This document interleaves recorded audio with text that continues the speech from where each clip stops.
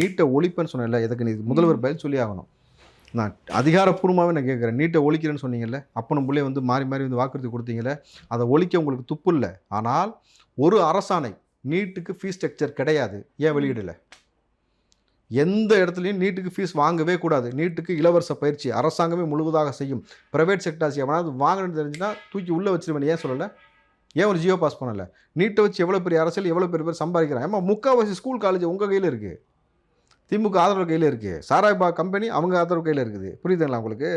அப்போது மக்களுக்கு இயல்பாக பயன்படக்கூடிய இதில் இந்த ஒரு பக்கம் இப்படி வச்சுக்கிட்டு நல்லா இப்போ புரிஞ்சுங்க.